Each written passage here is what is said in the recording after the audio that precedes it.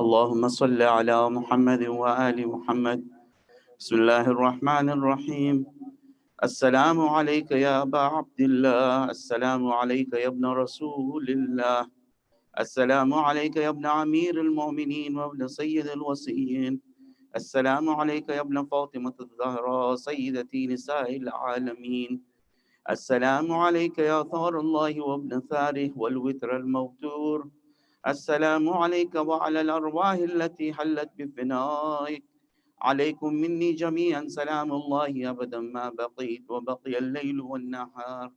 يا أبا عبد الله، لقد عظمت الرضية وجلت وعظمت المصيبة بك علينا وعلى جميع أهل الإسلام، وجلت وعظمت مصيبتك في السماوات على جميع أهل السماوات. ولعن الله أمة أسست أساس الظلم والجور عليكم أهل البيت، ولعن الله أمة دفعتكم عن مقامكم وأزالتكم عن مراتبكم التي رتبكم الله فيها، ولعن الله أمة قتلتكم، ولعن الله الممحدين لهم بالتمكين من قتالكم. برئت إلى الله وإليكم منهم وأشياعهم وأتباعهم وأوليائهم يا أبا عبد الله، إني سلم لمن سالمكم وحرب لمن حاربكم إلى يوم القيامة. ولعن الله آل زياد وآل مروان، ولعن الله بني أمية قاطبة، ولعن الله ابن مرجان، ولعن الله عمر بن سعد، ولعن الله شمرا، ولعن الله أمة أسرجت وألجمت وتنقبت لقتالك. بأبي أنت وأمي لقد عظم مسابي بك، فأسأل الله الذي أكرم مقامك وأكرمني أن يرزقني طلب ثارك مع إمام منصور من أهل بيت محمد صلى الله عليه وآله. اللهم اجعلني عندك وجيها بالحسين عليه السلام في الدنيا والآخرة. يا أبا عبد الله، إني أتقرب إلى الله وإلى رسوله وإلى أمير المؤمنين وإلى فاطمة وإلى الحسن وإليك بموالاتك وبالبراءة ممن أسس أساس ذلك وبنى عليه بنيانه وجرى في ظلمه وجوره عليكم وعلى أشياعكم. برئت إلى الله وإليكم منهم وأتقرب إلى الله ثم إليكم بموالاتكم وموالاة وليكم وبالبراءة من أعدائكم والناسبين لكم الحرب وبالبراءة من أشياعهم وأتباعهم. إني سلم لمن سالمكم وحرب لمن حاربكم وولي لمن والاكم وعدو لمن عاداكم. فأسأل الله الذي أكرمني بمعرفتكم ومعرفة أوليائكم ورزقني البراءة من أعدائكم أن يجعلني معكم في الدنيا والآخرة، وأن يثبت لي عندكم قدم صدق في الدنيا والآخرة، وأسأله أن يبلغني المقام المحمود لكم عند الله، وأن يرزقني طلب ثار مع إمام هدى ظاهر ناطق بالحق منكم. وأسأل الله بحقكم وبالشأن الذي لكم عنده أن يعطيني بمصابي بكم أفضل ما يعطي مصابا بمصيبته، مصيبة ما أعظمها وأعظم رزيتها في الإسلام وفي جميع أهل السماوات والأرض. اللهم اجعلني في مقامي هذا ممن تناله منك صلوات ورحمة ومغفرة. اللهم اجعل محياي محيا محمد وآل محمد ومماتي ممات محمد وآل محمد. اللهم إن يوم عاشوراء تبركت به بنو أمية لعنة الله وابن آكلة الأكباد اللعين ابن اللعين على لسانك ولسان نبيك صلى الله عليه وآله في كل موطن وموقف وقف فيه نبيك صلى الله عليه وآله. اللهم لعن أبا سفيان ومعاوية ويزيد بن معاوية عليهم منك اللعنة أبد الآبدين. ويوم عاشوراء فرحت به آل زياد وآل مروان بقتلهم الحسين صلوات الله عليه. اللهم فضاعف عليهم اللعنة منك والعذاب الأليم. اللهم إني أتقرب إليك في هذا اليوم في موقفي هذا وأيام حياتي بالبراءة منهم واللعنة عليهم وبالموالاة لنبيك وآل نبيك عليه وعليهم السلام. اللهم لعن أول ظالم ظلم حق محمد وآل محمد وآخر تابع له على ذلك. اللهم لعن الإصابة التي جاهدت الحسين وشايعت وبايعت وتابعت على قتله. اللهم لعنهم جميعا 100 مرة. السلام عليك يا أبا عبد الله وعلى الأرواح التي حلت بفنائك. عليك مني سلام الله أبدا ما بقيت وبقي الليل والنهار، ولا جعله الله آخر العهد مني لزيارتكم. السلام على الحسين وعلى علي بن الحسين وعلى أولاد الحسين وعلى أصحاب الحسين 100 مرة. اللهم خص أنت أول ظالم باللعن مني، وابدأ به أولا ثم الثاني والثالثة والرابعة. اللهم لعن يزيد خامسا لعنة الله، ولعن عبيد الله بن زياد وابن مرجانة وعمر بن سعد وشمرة وآل أبي سفيان وآل زياد وآل مروان إلى يوم القيامة. لعنة الله جميعا. اللهم لك الحمد حمد الشاكرين لك على مصابهم، الحمد لله على عظيم رزيته. اللهم ارزقني شفاعة الحسين يوم الورود، وثبت لي قدم صدق عندك مع الحسين وأصحاب الحسين الذين بذلوا محجهم دون الحسين عليه السلام. اللهم صل على محمد.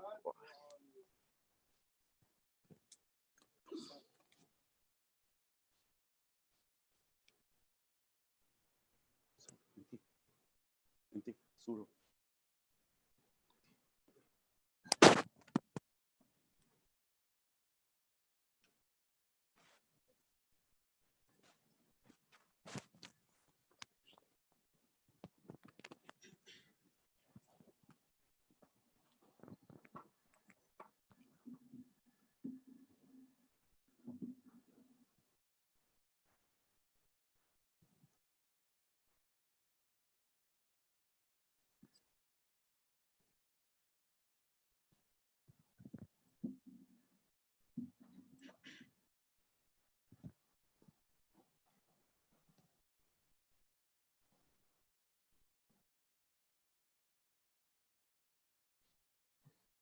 أعوذ بالله من الشيطان الرجيم.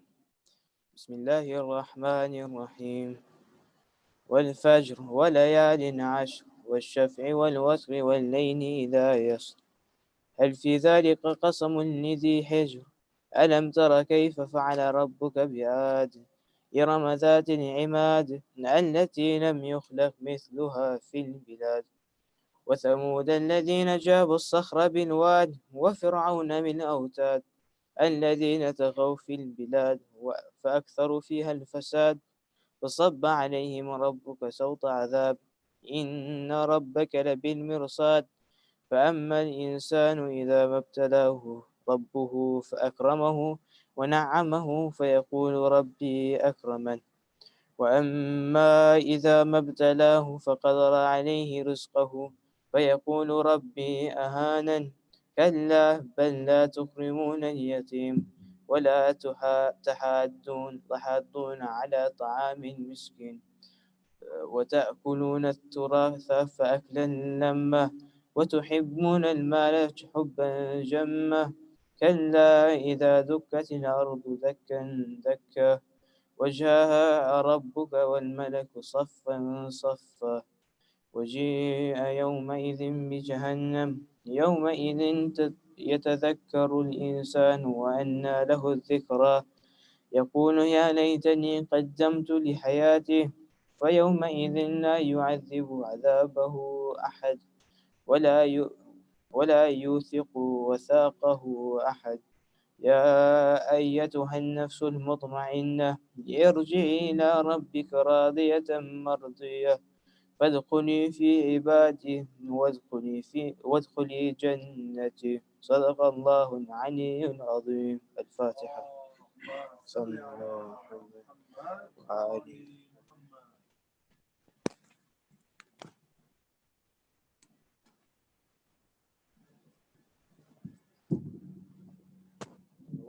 محمد وآل محمد. محمد وآل محمد وعجل فرجهم. بعد ذكر الصلوات اللهم صل على محمد وآل محمد وعجل فرجهم. حسين الغريب الغريب الحسين حسين الشهيد الشهيد الحسين everybody حسين الغريب الغريب الحسين حسين الشهيد الشهيد دہائی دہائی خدا را دہائی یہ دشت بلا میں ہے کیسی تباہی بہایا ہے کس نے یہ خون محمد قیامت یہ ڈھائی ہے کس نے الہی جوانوں بزرگوں کو مارا گیا ہے شہیدوں میں شامل ہے ننھا سپاہی حسین الغریب غریب الحسین حسین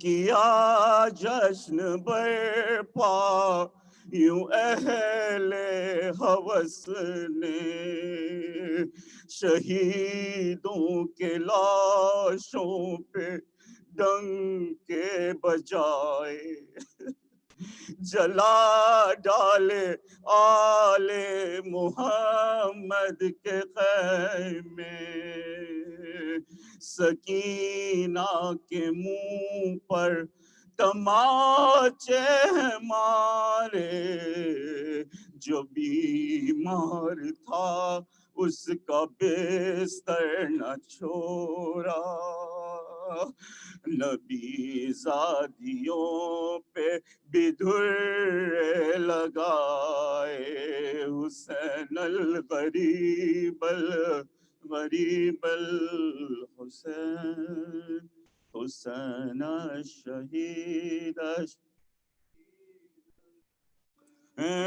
اٹھی اپنی مرکد سے بنت محمد سیاہ شب کی چادر میں چہرہ چھپا کر گئی کربلا میں تو اس نے یہ دیکھا ہے بوسیدہ کرتے میں ایک لاش بے سر بدن سارا تیروں سے چھلنی پڑا ہے لہو میں ہے ڈوبا ہوا سارا پیکر حسین الغریب الغریب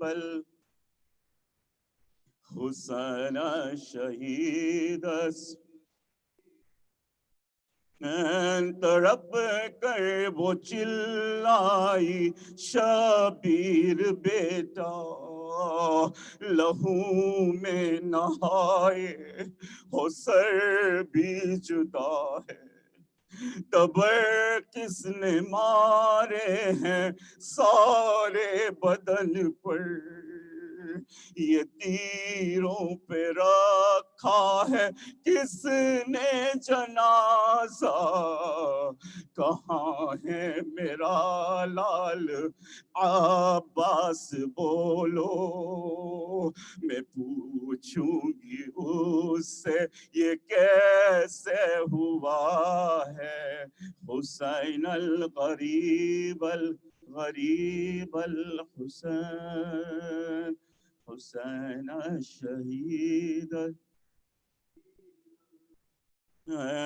صدا سن کے زہرا کی تھرائے غازی، جدا تن سے سر تھا تو شانے کٹے تھے، غموں یا سو حسرت میں مجروح و مضطر، کہے کیا کہ دریا کنارے پڑے تھے، سوئے القماب جو بی بی نے دیکھا، وفاؤں کے ساحل پہ جھنڈے گڑے تھے، حسین الغریب الغریب الغریب، حسین الشہید الشہید الحسین، ادھر درد و غم کی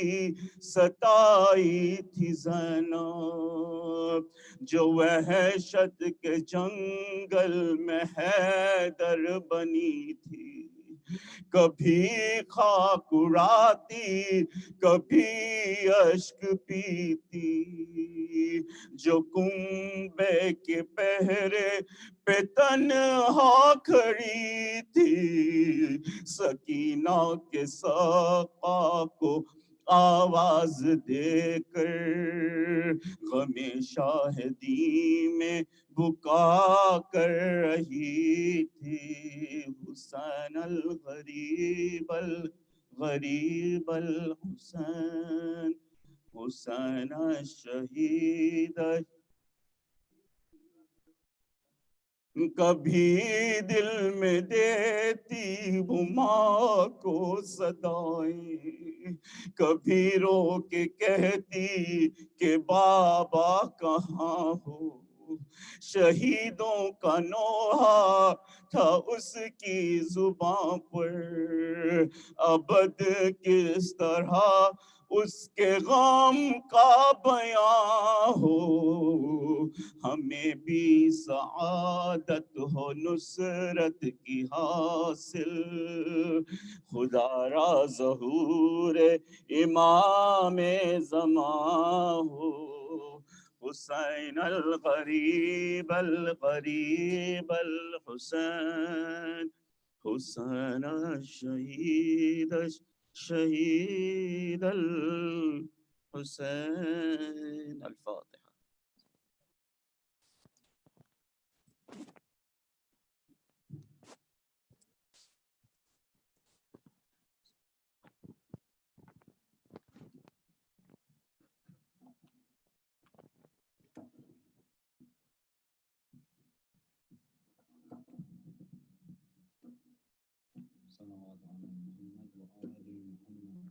اللهم صل على محمد وآل محمد وعجل فرجهم۔ بار دیگر صلوات، اللهم صل على محمد وآل محمد وعجل فرجهم۔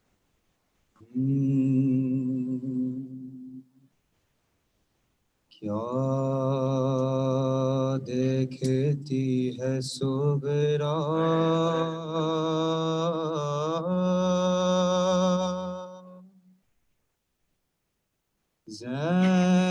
زینب کے آنسوؤں میں، منظر ہے کربلا کا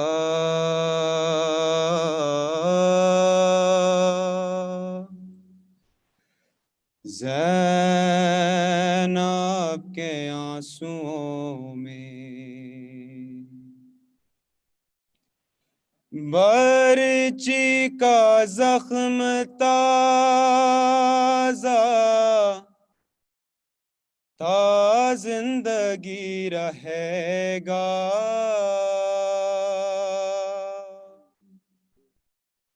برچی کا زخم تازہ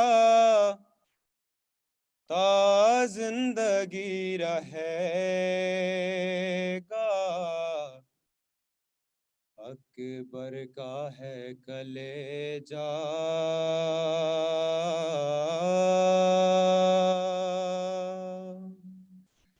زینب کے آنسوؤں میں، صغرا نظر اٹھاؤ، قاسم کا حال دیکھو،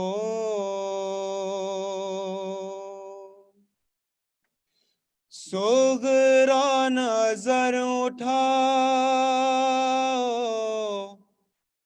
قاسم کا حال دیکھو، بکھرا ہوا ہے لاشا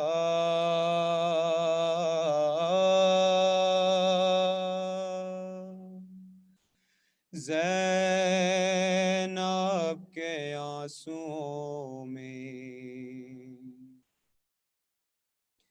اے دیدہ اے تصور تجھ کو دکھائی دے گا، اے دیدہ اے تصور تجھ کو دکھائی دے گا، چھوٹا سا ایک جھولا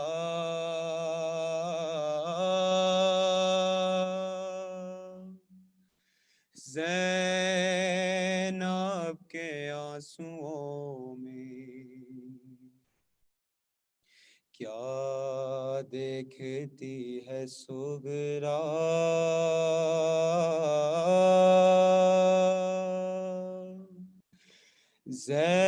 زینب کے آنسوؤں میں،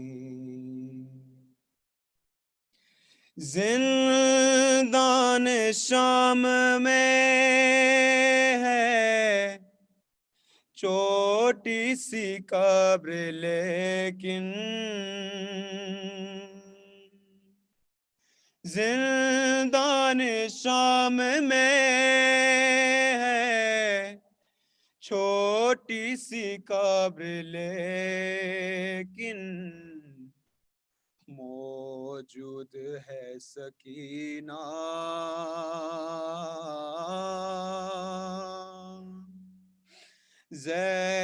زینب کے آنسوؤں میں، شبیر پیش داور جائیں گی ساتھ لے کر، شبیر پیش داور جائیں گے ساتھ لے کر، بھیگا ہوا امامہ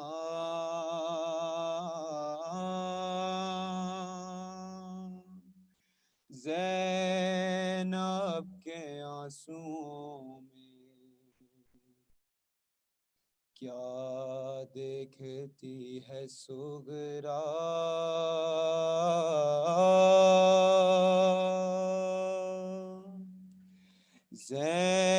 زینب کے آنسوؤں میں، منظر ہے کربلا کا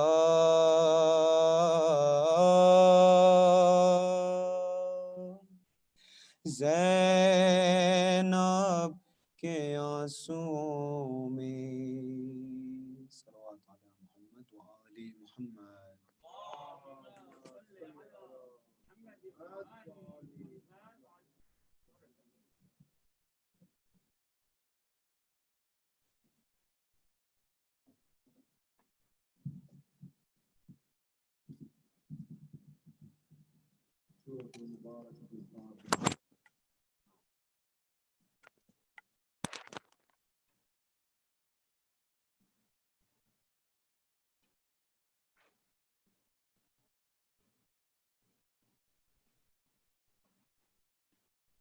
Brothers, we have organized a program on Saturday at Abu Ali Qabristan from Zohar, inshallah. We have a limit of 100 people that we can invite. So please think about it, and if you'd like to attend, the program will start with Zohar Namaz, Yasin, a lecture by Sheikh for maybe 30 minutes. No harm, inshallah, and then Ziyad Ashura and Tabarak will be invited. We're also trying to host the Ashura program at the Qabristan, Abu Ali, from Zohar onwards. We'll let you know if that plan is successful, inshallah. A lot of people have asked about donations, whether it's for Tabarruk or for the program that we're hosting. At this point, alhamdulillah, we've raised enough funds for the day-to-day. However, we are raising money for Yemen. And a lot of people have asked about where the money is going, how it's going to get to the people on the ground. A group of sisters have done extensive research on how charity works in Yemen. They have made extensive phone calls to Sunni charities, Shia charities, and likewise non-Muslim charities to find out exactly how the money is distributed on the ground. And they have come up with a charity that they feel is serving to a lot of women and children, non-biased, and is reaching the right people. A lot of times charities stuck at the border through different governments and different entities that are taking charity before, admin costs and all sorts of things. So this is 100% going to the ground. It's food mainly for women and children. And most importantly, the charity link is to the UK, so it's no admin fees, and they add 25% on whatever you donate. The website is the word rights for the number 4 Yemen. So that's rightsforyemen.com. It will take you to a GoFundMe page, and I can give you my guarantee that it's credible and it's going to a Shia organization in Toronto. We start with a salawat. Allahumma salli ala Muhammad wa ali Muhammad wa ajil faraja.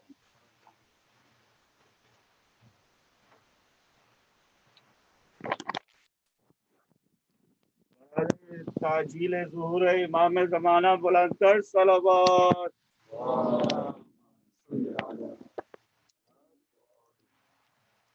अल-फातिहा।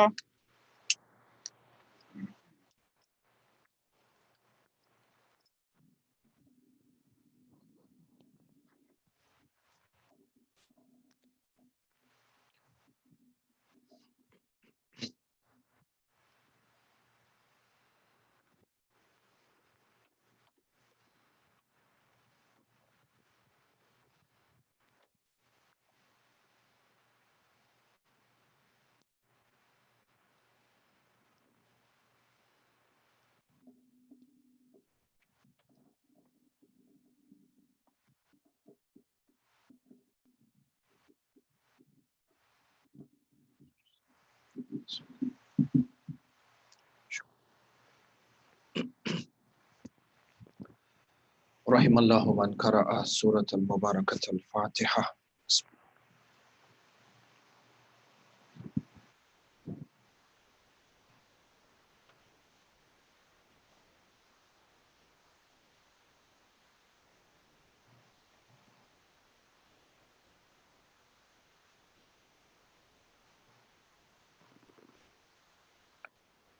أعوذ بالله من الشيطان اللعين الرجيم. بسم الله الرحمن الرحيم. الحمد لله بارئ الخلائق الأجمعين، باعث الأنبياء والمرسلين، ثم الصلاة والسلام على أشرف الأنبياء حبيب قلوبنا وشفيع ذنوبنا أبي القاسم محمد. اللهم صل على محمد وآل محمد. ثم الصلاة والسلام على أهل بيته الطيبين الطاهرين المعصومين المظلومين، لا سيما ولي الله الحجة ابن الحسن صاحب الأمر والزمان. اللهم صل على محمد وآل محمد. روحي وأرواح العالمين له الفداء، ولعنة الله على أعدائهم أجمعين من الأولين والآخرين إلى قيام يوم الدين. آمين رب العالمين. صلى الله عليك يا مولاي يا أبا عبد الله، صلى الله عليك يا مولاي يا أبا عبد الله، يا رحمة الله الواسعة ويا باب نجاة الأمة،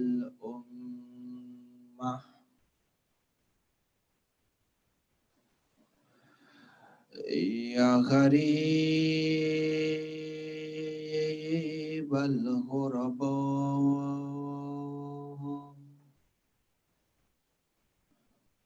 يا مظلوم كربلاء،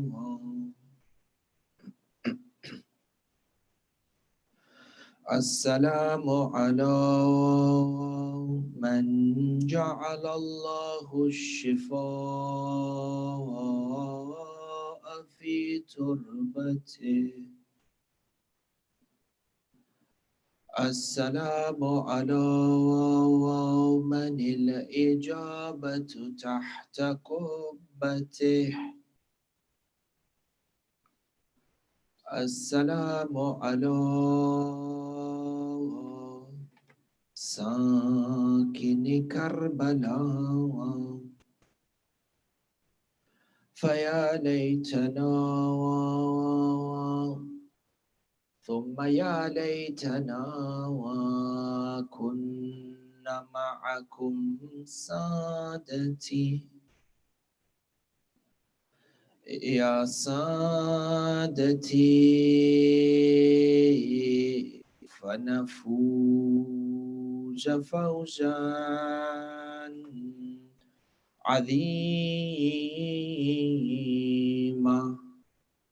أما بعد، قال رسول الله صلى الله عليه وآله وسلم: اللهم صل على محمد وآل محمد.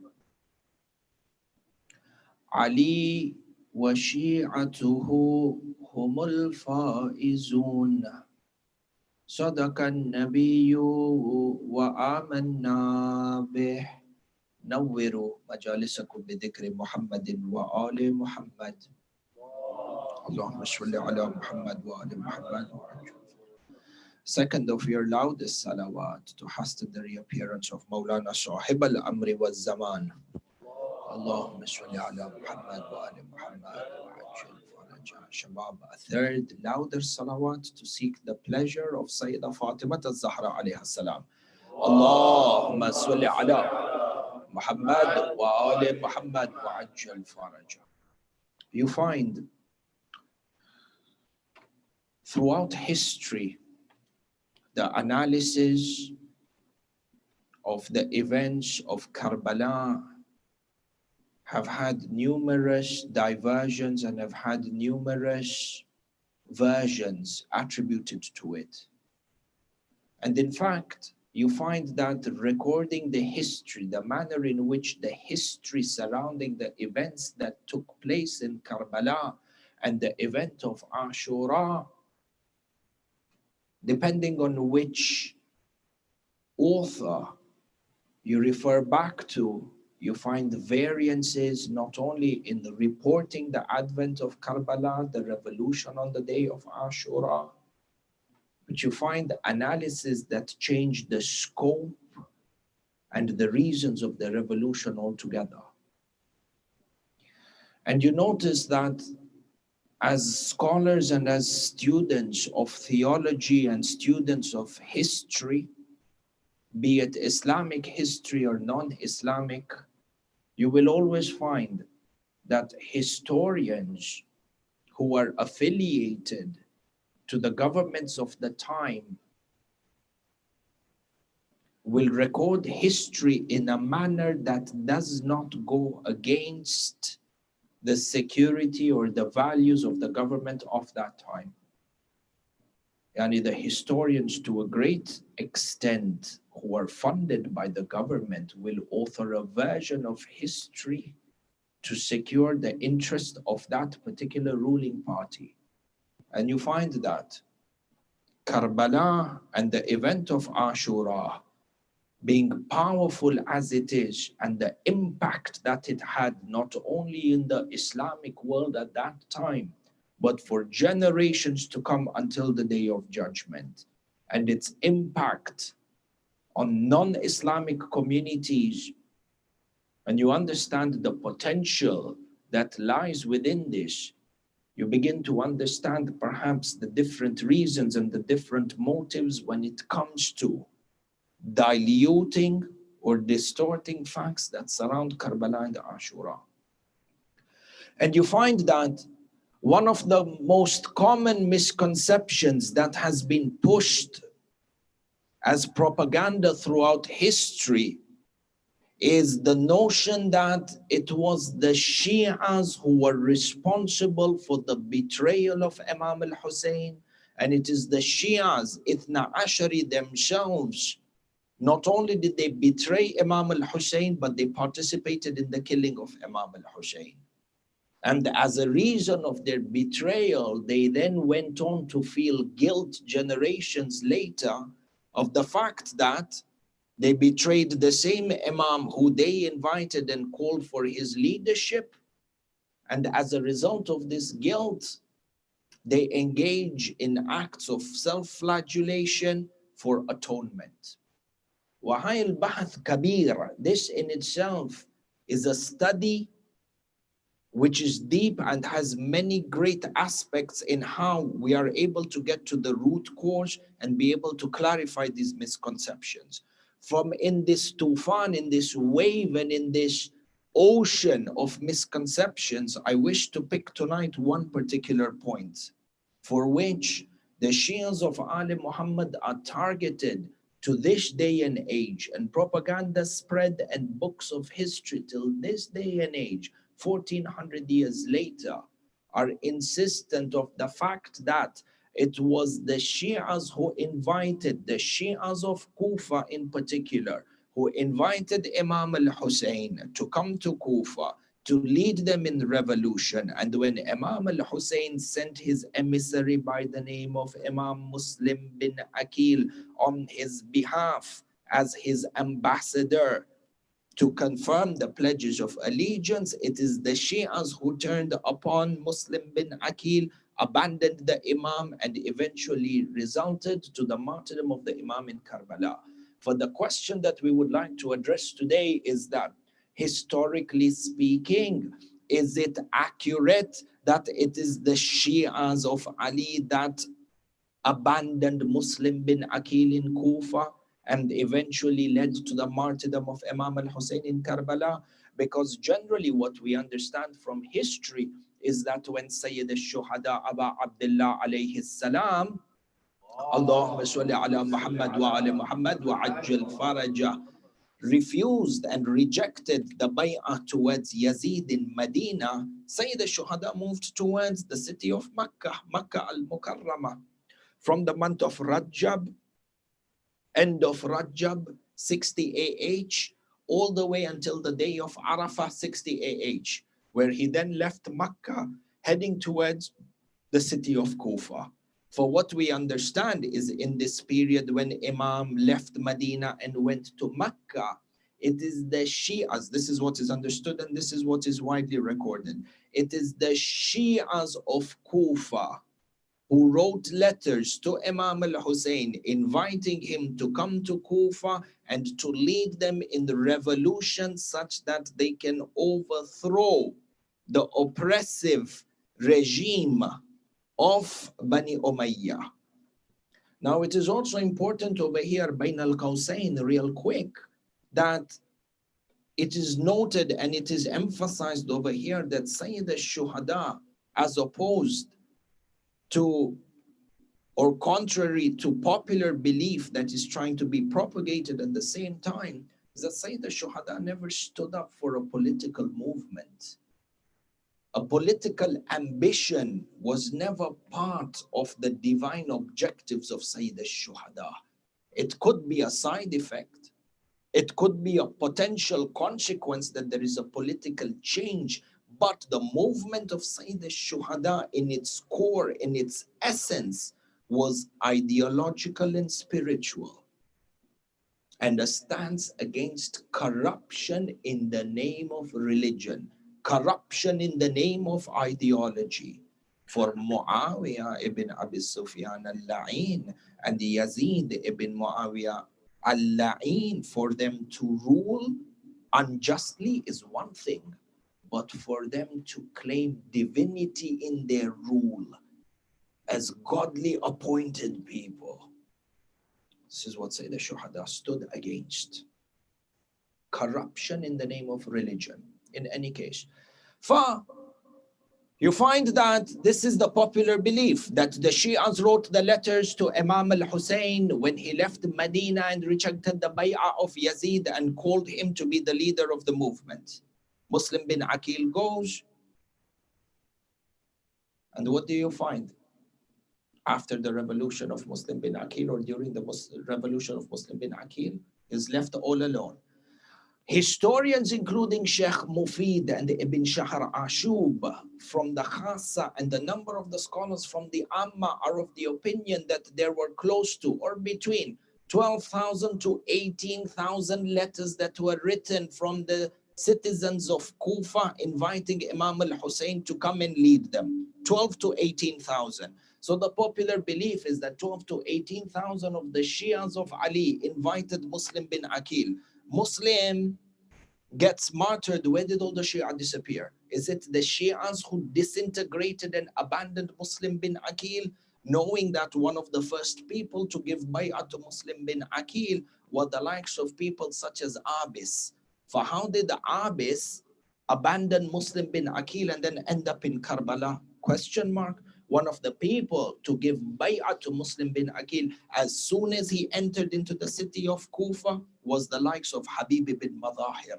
How did Habib ibn Madahir abandon Muslim bin Aqil and end up in Karbala? And you know that Habib reached Karbala, according to some historians, either on the 6th of Muharram or on the 9th of Muharram. So for the time from the Shahada, martyrdom of Muslim bin Aqil, to either the 6th or the 9th of Muharram, where was Habib ibn Madahir? Ma'kul, is it possible that Habib abandoned Muslim bin Aqil? How did he end up from Kufa to Karbala? Muslim ibn Awsaja, who was one of the commanders within the movement of Muslim bin Aqil, who was coordinating the pledges of allegiance, again ends up in Karbala. How did he end up in Karbala? Does it mean he also abandoned Muslim bin Aqil? Abu Sa'id or Abu Thumama, Sa'id Abu Thumama was also one of the people who gave bay'ah to Muslim bin Aqil. How did he end up in Karbala and Muslim bin Aqil left by himself? For there are a number of question marks over here in history which it is important for us to be able to understand. The wider context of what happened in the city of Kufa And who are the people who actually abandoned Muslim bin Aqil, and what happened to the Shias of Amirul Mu'mineen in the city of Kufa when Muslim bin Aqil came. Tayyib. We begin this analysis with a step-by-step approach from the time of when Ibn Marjana al-La'in enters into the city of Kufa. All of this with a salawat ala Muhammad wa ali Muhammad.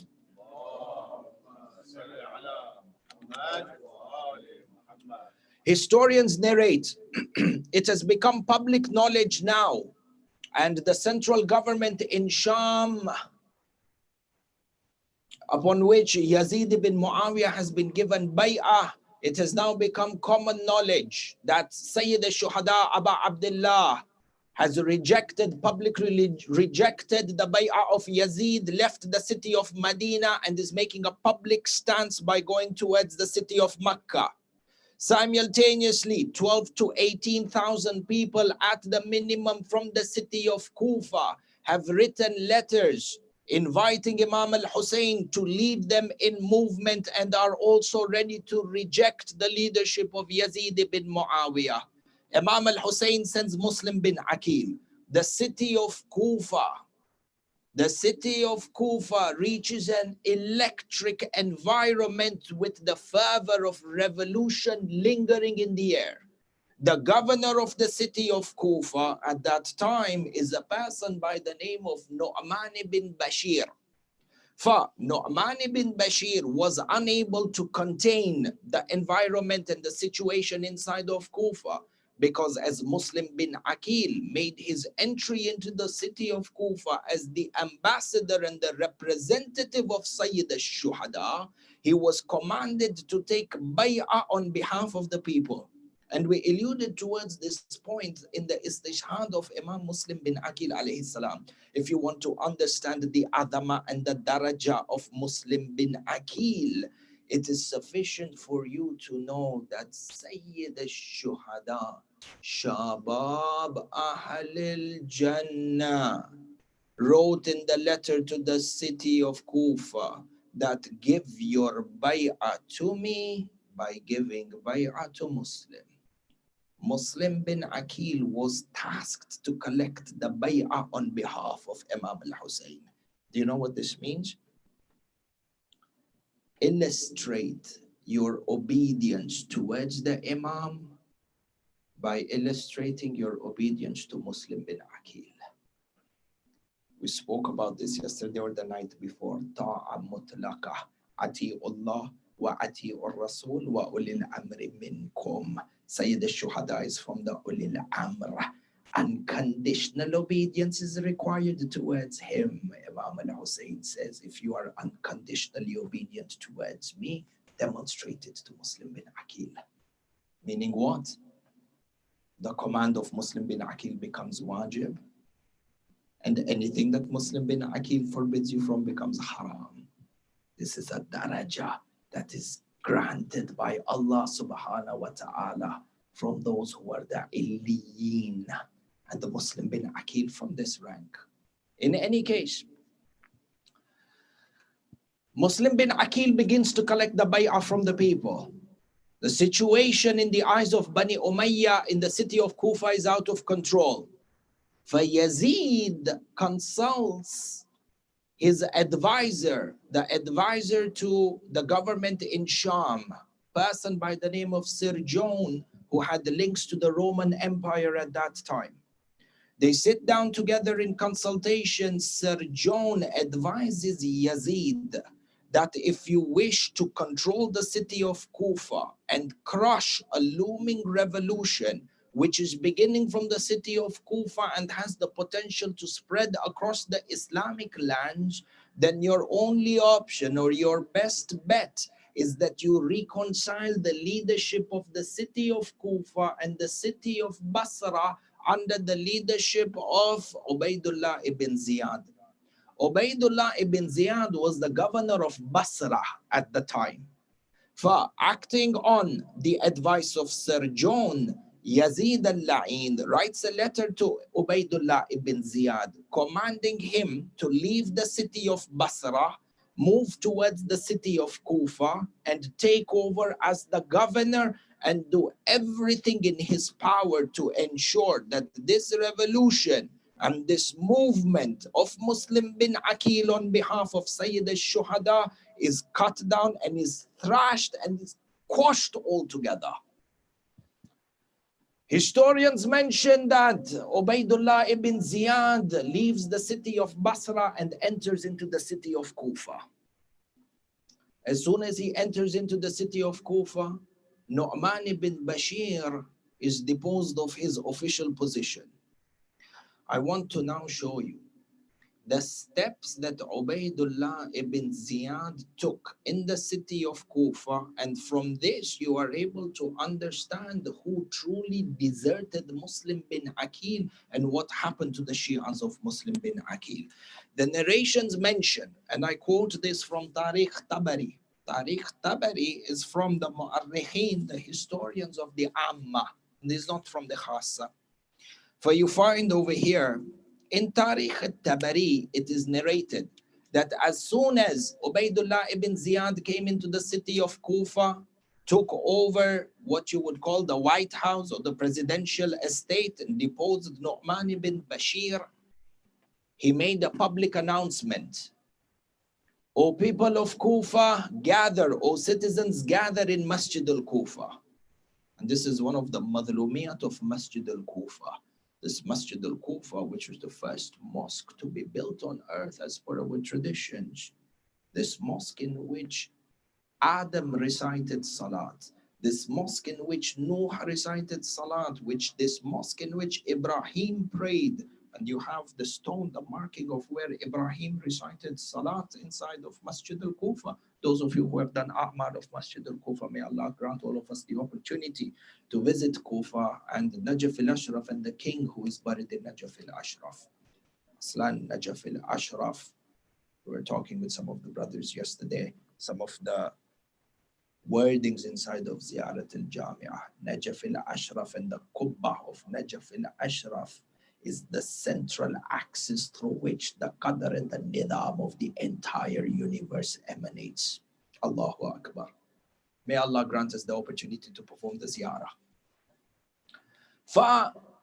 Ubaidullah ibn Ziyad goes into Masjid al-Kufa and the general public announcement is made. O citizens of Kufa, gather inside of the masjid, for indeed there is a sermon that is to be granted. Ubaidullah ibn Ziyad ascends the pulpit and he begins to deliver a sermon. Look at how people who destroy Islam from within, look at the language in which they speak. The historians mention, فَلَمَّا نَزَلَ الْكَسْرُ نُودِيَ الصَّلَاةِ جَامِعَةً, yani congregate in the mosque. Congregate in the mosque. فَإِجْتَمَعَ النَّاسِ. The people, out of fear, gathered in Masjid al-Kufa. Ubaidullah ibn Ziyad, as a governor, had a reputation of bloodshed and the reputation of suppressing the people under his leadership. These were the likes of what you hear in today's day and age, the likes of Saddam and the Shah and so on and so forth. People who ruthlessly suppressed their own citizens in order to command absolute obedience. Stories used to be told far and wide across the Islamic lands of how these people used to torture political dissidents. For the people were absolutely terrified that such a dictator, a governor who has absolute no mercy, is now at their doorstep. And this is when a revolution is building from its very core. Ibn Ziyad al-La'in ascends the pulpit. The historians say, فَحَمِدَ اللَّهُ وَأَثْنَى عَلَيْهِ. He began to praise Allah subhanahu wa ta'ala, and he began to glorify Allah Azza wa Jal. Tyrant who has blood on his hands. Look at the appearance that they created for themselves in the public. They ascended the pulpit, they glorified Allah, they praised Allah, And perhaps they did it very eloquently as well. The zahir, the outward, we cannot be deceived by the outward. Daesh and ISIS, same thing. Is there any one of them who doesn't praise God, who doesn't pray to a God? No, they praise and they pray. Laklaka. فَحَمِدَ اللَّهُ وَأَثْنَى عَلَيْهِ وَقَالَ أَمَّا بَعَدْ. After praising God and glorifying Allah subhanahu wa ta'ala, what did he do? He said, فَإِنَّ أَمِيرَ الْمُؤْمِنِينَ Yazid bin Muawiyah أَصْلَحَهُ اللَّهُ. He says, Amir al-Mu'mineen, the Prince of Believers, وَالْعَيَاذُ بِاللَّهِ. May Allah the Grand protect his affairs. Look at the advertising that is going on in terms of building a divinity around the personality of Yazid. Entum shufu in this day and age, and every other person who has oppressed Ahlul Bayt in the name of Islam, how is this aura created around their names? Killers of Sayyidah Fatima al-Zahra.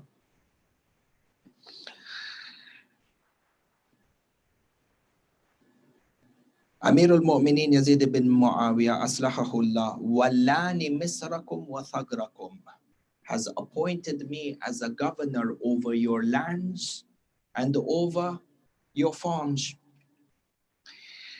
Wa amarani bi insafi madhlumikum. This is Ubaidullah ibn Ziyad's opening speech in the city of Kufa. Yazid ibn Muawiyah has appointed me to administer justice amongst those who are oppressed within your communities. Look at the tactic. The oppressor claims to be a savior for the oppressed.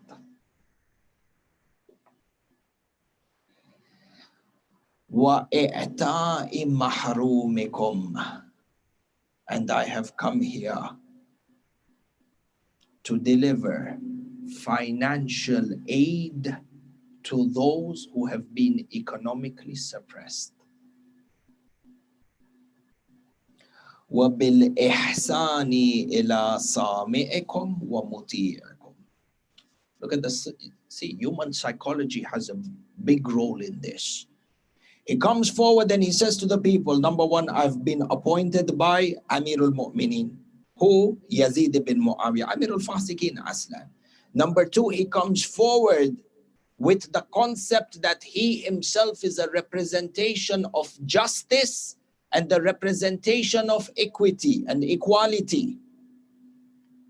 Gathers the hearts of the people. And then what did he say? Once he has set this understanding within the hearts of the people, he comes forward and he says that I am here وَبِالْإِحْسَانِ إِلَى صَامِئِكُمْ وَمُطِيئِكُمْ, and I am here to be gracious and to extend my kindness and my generosity and my leniency to those amongst you who are obedient towards me. To those who are obedient towards me. Look at the setup and the bait.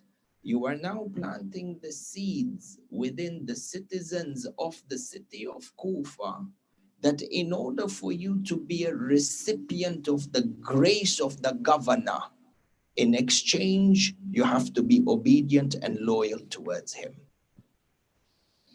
وَبِالشِّدَّةِ عَلَى مُرِيبِكُمْ وَعَاسِيكُمْ.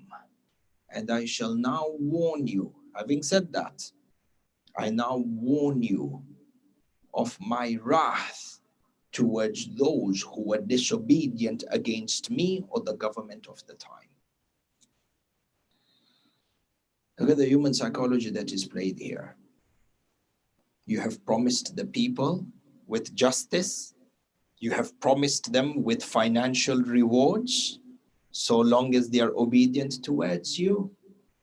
And you have now also threatened those who do not agree with the regime of the time. وَأَنَا مُتَّبِعٌ فِيكُمْ أَمْرِهِ وَمُنَفِّذْ فِيكُمْ أَحْدِهِ. And I shall follow up with what I have delivered and what I have stated in this khutbah. For you find from this first sermon of Ubaidullah ibn Ziyad, straight away, the people of Kufa are divided into two.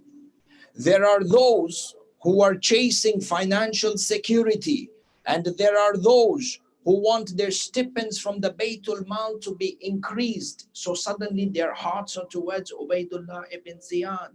And at the same time, there are those who fear for their lives and do not want to find themselves at the wrong stick of the government. For now they are in fear. As soon as Ubaidullah ibn Ziyad delivered this message, the historians mention the first thing he did, having delivered this public sermon that has put people into awe. Nobody wants to be on the wrong side of Ubaidullah ibn Ziyad, because the citizens of Basra will attest to you how their people's bodies were mutilated when they went against the orders of Ubaidullah ibn Ziyad.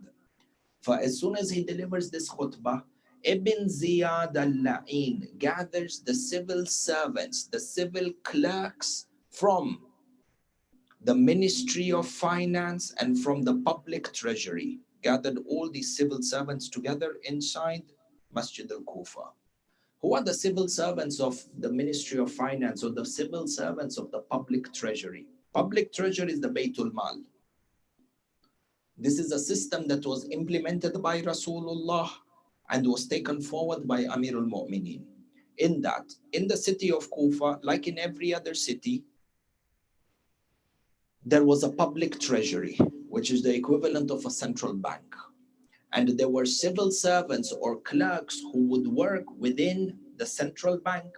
And one of the responsibilities of the public treasury was that all the taxes that are collected through khums and zakat within the Islamic lands, everything that was collected was then distributed within the different public treasuries in different cities.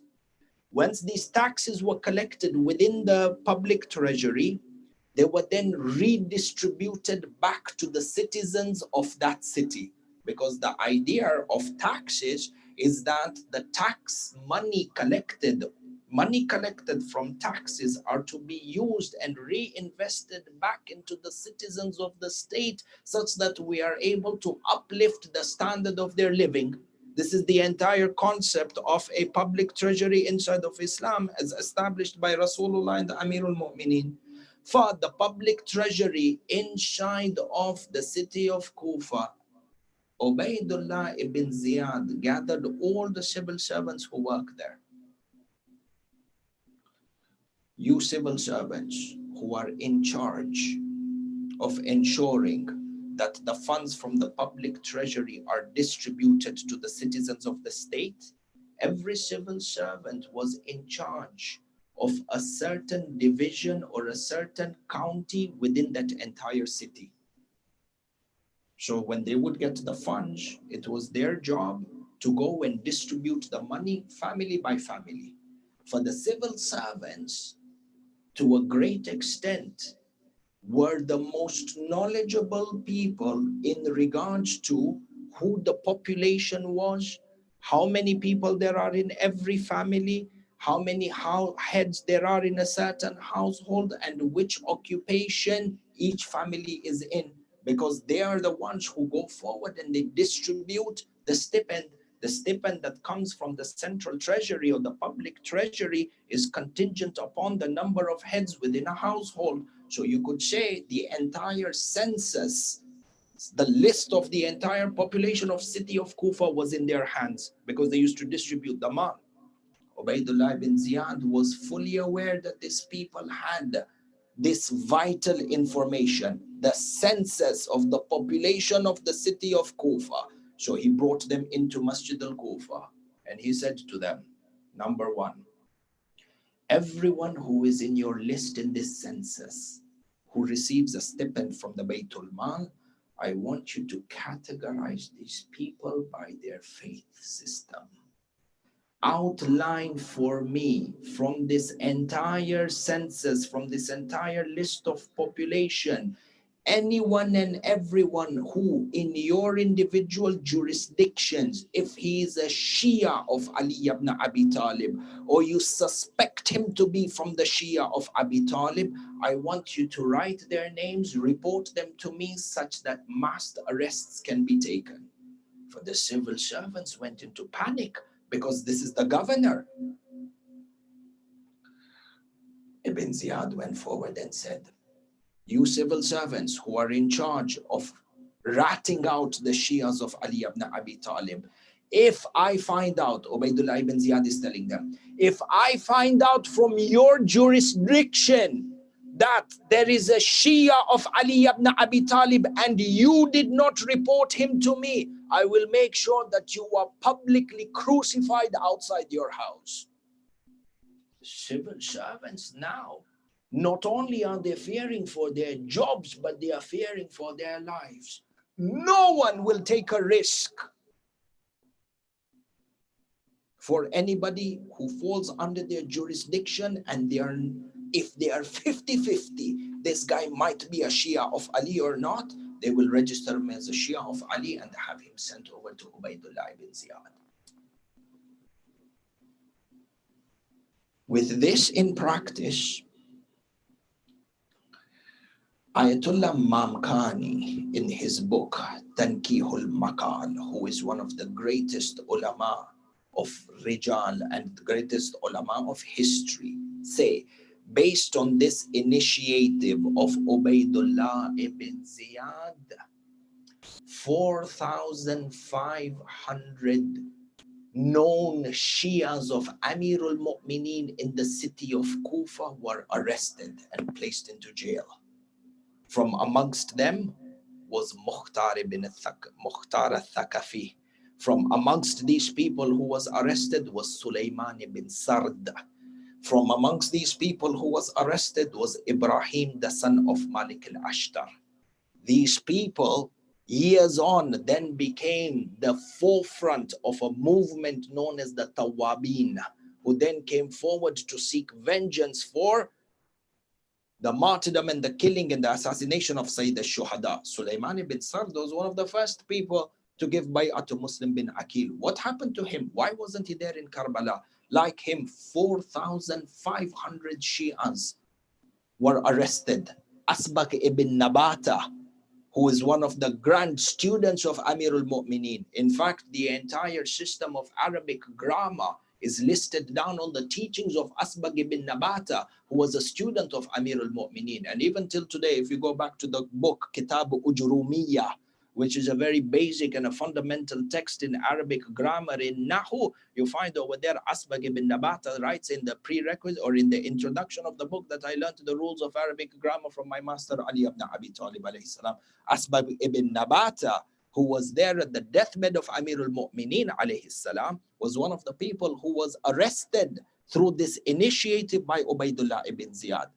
Allama or Muhakkik Bakir al-Karashi al-Najafi rahmatullah alayh, who has got this entire encyclopedia, the life of the Ahlul Bayt, from Rasulullah, every one of the Imams, Amirul Mu'mineen and Imam Hassan and Imam al-Hussein, all the way to Imam al-Hujjah. In his encyclopedia on the history of Ahlul Bayt, he has got one additional book, which is a biography of Mukhtar. In this book, Allama Bakir al-Karashi narrates that from historical evidence, not 4,500, rather 12,000 Shias from the city of Kufa were either arrested or executed.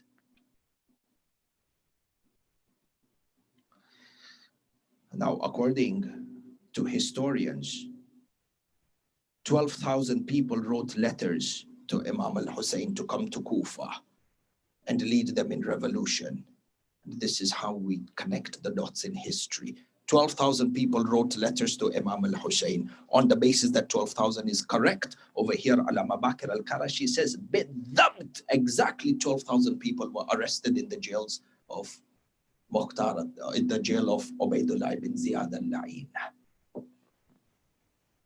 Now, do we begin to understand what happened to the Shias in the city of Kufa?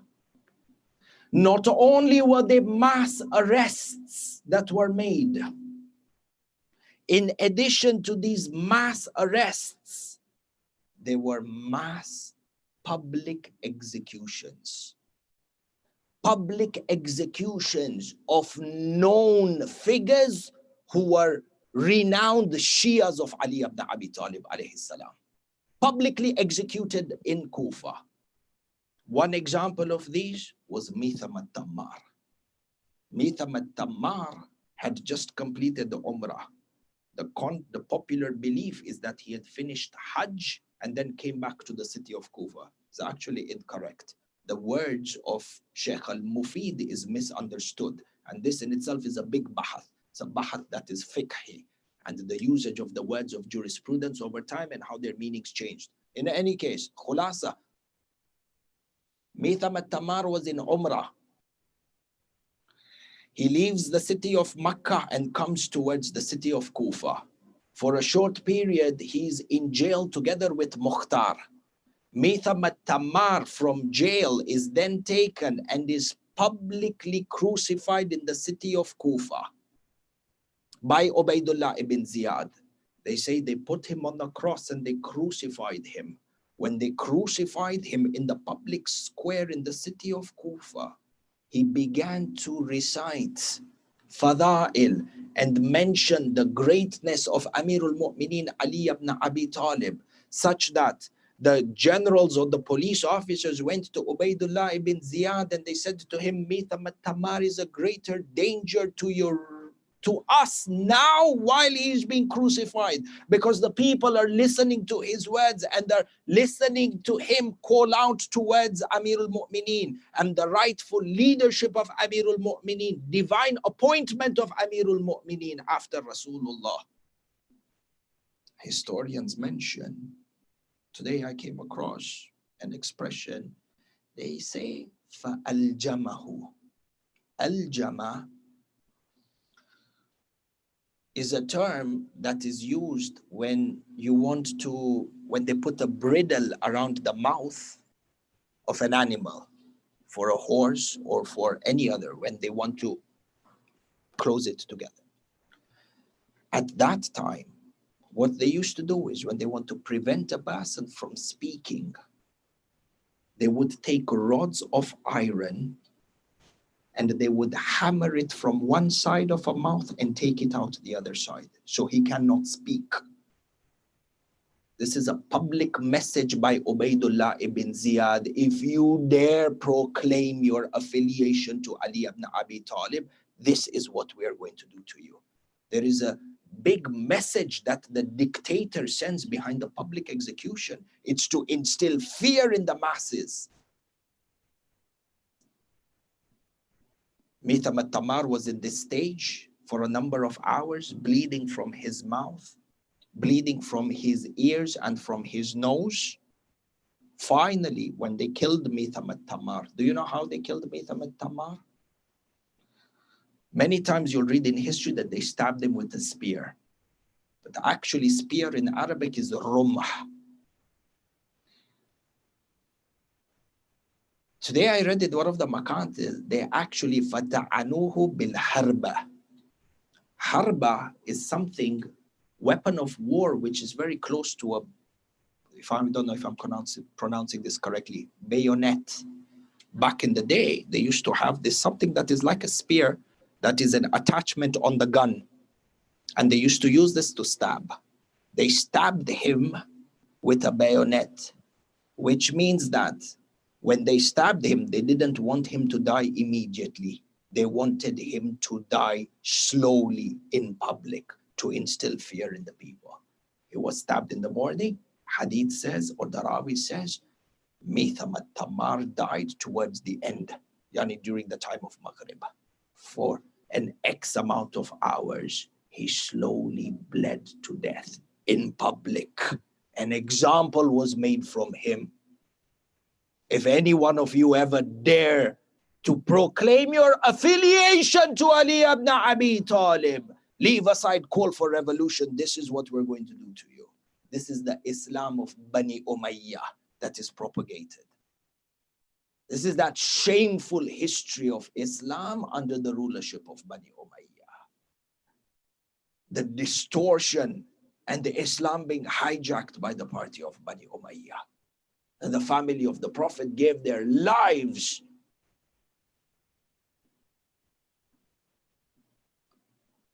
in this case. The civil servants were threatened and they were made to snitch on their own. Shias were arrested, between 4,500 to 12,000 of them. There are other notable Shias who were publicly executed. Do you know, in addition to Hani ibn Urwa, there are two other people, Abdul A'la al-Kalbi and Ammara al-Azadi. Both these two individuals were vital personalities in the revolution of Muslim bin Aqil. They were in charge of going out in the city of Kufa and bringing people to give bay'ah to Muslim bin Aqil. Both of these people were found, arrested and executed in jail, together with Hani ibn Urwa. How many Shias were killed? But more than that, we found another qarina. This is an indication from, again, within the book of Tabari, in Tarikh Tabari. Tarikh Tabari, Ubaidullah ibn Ziyad threatens the civil servants. If you don't report any Shia of Ali to me, or a Shia of Ali is found from within your jurisdiction who you did not report, not only will we crucify you, but we will exile your families to Oman. Ajib Jiddan. Ani, I found this out for today for the first time. He said, we will exile you back to Oman. I thought, why would they exile them back to Oman? When you go to Mu'jam al-Bildan in the text and you read through, Oman was at that time a deserted desert area with the harshest of Arabian weather. And this is people who are living inside of Iraq at that time with the heat of Iraq, which is known throughout history. Oman used to be seen as a desert, which is even worse times 10 in terms of its heat and lack of water. Abandoned, God-forsaken piece of land it was. But history has it that people used to be exiled to Oman for disobedience to the ruling regime. And from here, there is an indication that a number of Shias, from the time of the Sulh of Imam Hassan up to the martyrdom of Imam al-Hussein, were sent in exile towards Oman. Which also becomes a good explanation as to why Kumail bin Ziyad, from whom we take dua, Kumail, his dhikr disappears in history after the istishhad of Amirul Mu'mineen, all the way until the time of Hujjaj when he's killed in Najaf. 4,500 to 12,000 Shias arrested, between them arrested, exiled, and killed, publicly executed. If you understand that this is the reality of what happened to the Shias of Kufa, then on what basis is there public propaganda that it is the Shias who abandoned Muslim bin Aqil? When you put these numbers together, now you begin to understand why Muslim bin Aqil was alone. And the ones who actually went against Muslim bin Aqil are those who didn't even believe in the wilayah of Amir al-Mu'mineen to begin with, but call themselves Muslim. It is in this situation that the likes of Habib and Muslim ibn Awsaja, with great difficulty, when the revolution started to fall down, Muslim bin Aqil commanded Habib and Muslim to move towards Karbala because support for Imam al-Hussein was greater than support for himself. And in this manner, they made their way. Sallu ala Muhammad wa ali Muhammad.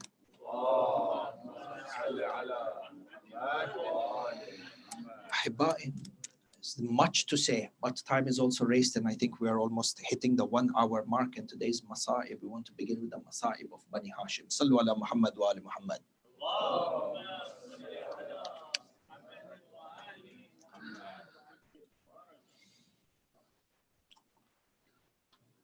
Tonight's Masahib, which is also tied with the city of Kufa and the Masahib of Imam Muslim bin Aqil. The family of Muslim bin Aqil gave great sacrifices in Karbala. Historians narrate that Muslim bin Aqil alayhi salam had 7 children, 7 sons, all of whom were martyred in Karbala or around Karbala. There were 2 children of Muslim bin Aqil who are known as Ibrahim and Muhammad, who are popularly known as Tiflan Muslim. These 2 children, according to one account of history, they ended up in the jail of Ubaidullah ibn Ziyad in Kufa. How did they end up in jail? Shame Ghariban. Shame Ghariban, when the tents of the women were lit on fire, the women and the children began running out in every direction. And when they ran out in every direction, the amount of chaos that was there. The women are running from one burning tent to another. Sayyida Zainab is trying to rescue Imam Sajjad, but at the same time, keep a count and a tab on the women and the children. The children are running out from burning tents, but when they were running out of burning tents, they were not running into safety or security. They were running into marauding horsemen who are assaulting them. For in this way, the narrations mention that Muhammad and Ibrahim, 7 and 9 years old, they ran in a direction where this is the child's natural instinct that they will run to a direction in which there is safety. So Muhammad and Ibrahim ran in a direction outside of Karbala. This was the amount of chaos and fear that was there. They were arrested by the army of Ibn Ziyad. When they were arrested, they asked him, identify yourselves, you 2 children. Who are you? Children are innocent. They said, we're the children of Muslim bin Aqil. So they were taken straight to the jail of Ubaidullah ibn Ziyad. Ubaidullah ibn Ziyad said, the children of Muslim, imprisoned them. A year later, they escaped the jail. When they escaped jail, they were finally captured. These 2 children from the age of 7 and 9, Muhammad and Ibrahim, the historians mention that they were beheaded in the outskirts of the city of Kufa by the river Furat. They were beheaded in the outskirts of the city of Kufa by the Furat. And there is a tree which till today, it's not the exact tree, but the marking of the tree is there where these 2 children were beheaded. Do you know where the graves of the children of Muslim is? Muhammad and Ibrahim. It is in Musayyab. Musayyab is about 30-40 kilometers outside of Karbala. You ask yourself, how are these 2 children beheaded in the city of Kufa, but they're buried all the way in Musayyab past Karbala? The historians mention when they were beheaded, this oppressor threw the 2 bodies of these children into the river Furat. These 2 headless bodies floated for over 100 kilometers in the river Furat until it was picked up and buried next to Musayyab. Truly, Muslim bin Aqil and his children are madloom. This is the children of that person, Muslim bin Aqil. The hadith mentions, the Maktal mentions that when he was captured, he was taken to the top of Darul Imara. When Muslim bin Aqil was beheaded, the Maktal mentions they threw the lifeless, headless body of Muslim bin Aqil from the top of Darul Imara. Which is why the poet says, do not ask me how many bones were broken in the body of Muslim bin Aqil. Allah, this was not sufficient. Do you know what they did with Muslim? They tied his corpse by the legs to a horse and they began to drag the body of Muslim bin Aqil in the city of Kufa as the rest of the Muslims are celebrating Eid. Ya Shi'at Amir al-Mu'mineen, this is the madlumiyat of the family of Muslim bin Aqil. Muslim bin Aqil, 7 children he had.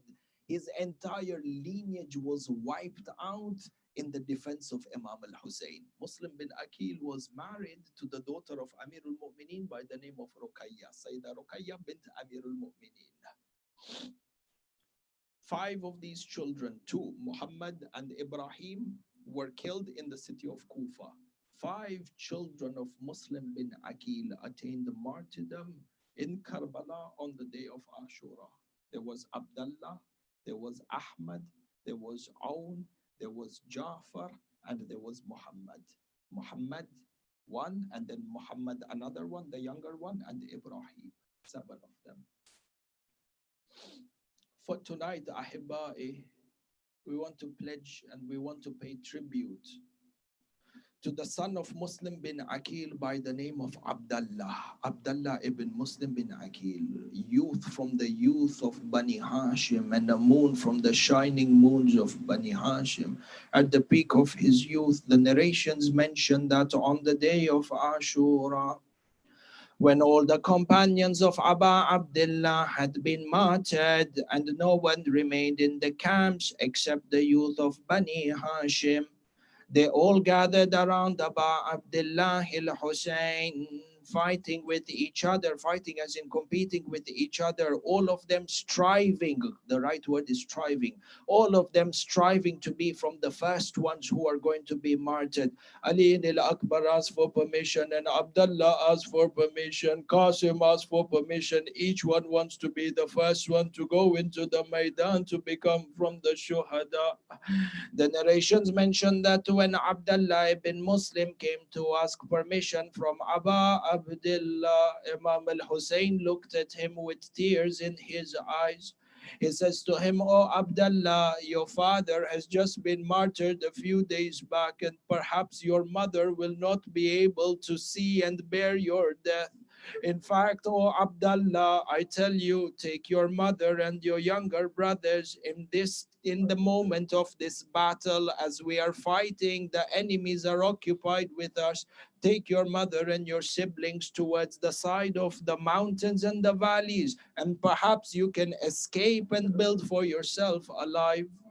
Abdullah ibn Muslim, with tears in his eyes, falls down to his knees. He falls down to his knees and he touches the feet of Aba Abdullah.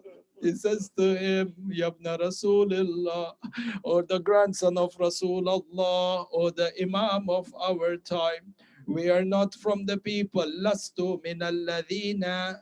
I am not from the people who choose this dunya, temporary as it is, over the akhirah and its eternity. Look at what Abdullah then says to Imam al-Hussein.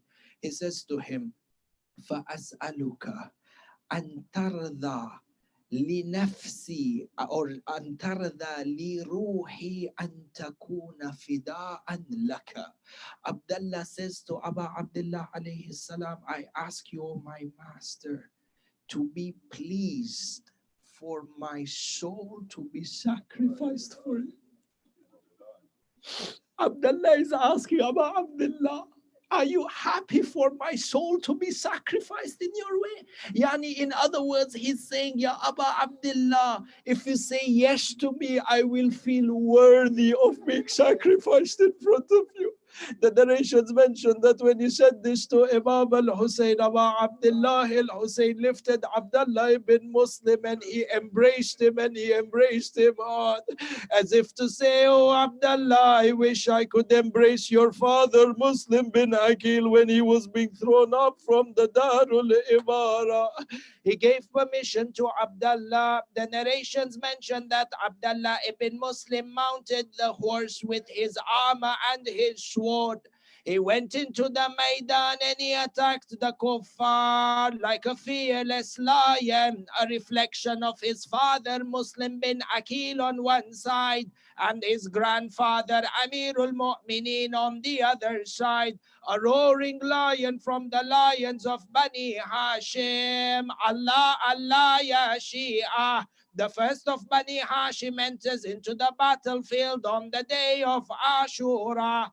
Abdullah ibn Muslim attacked the ranks of the enemies in 3 different attacks. Being hungry and thirsty for 3 days, he sent 98 of the enemies towards Jahannam wa bi'sa al-masir.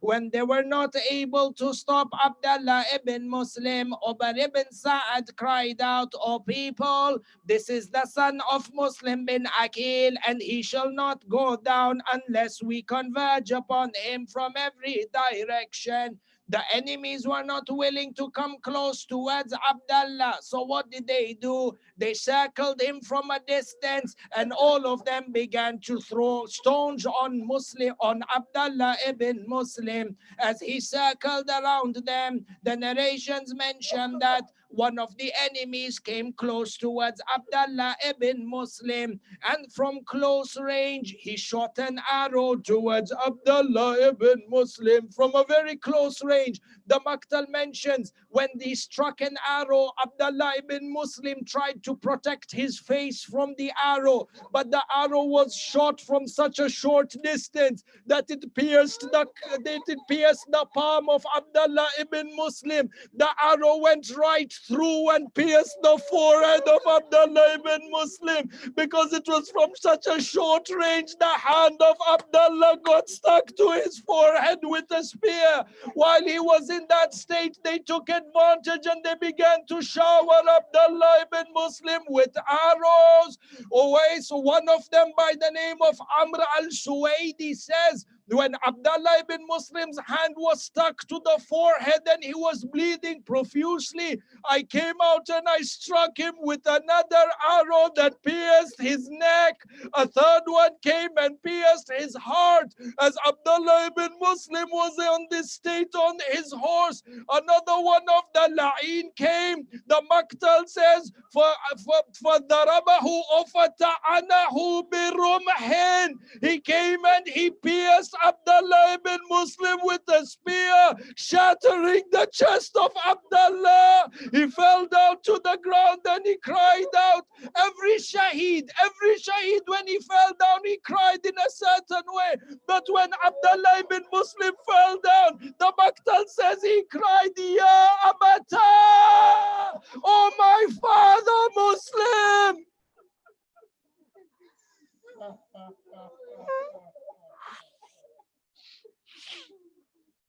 Inna lillahi wa inna ilayhi raji'un. Istiqbal to welcome to pay tribute to the alam of Abdullah ibn Muslim bin Aqil.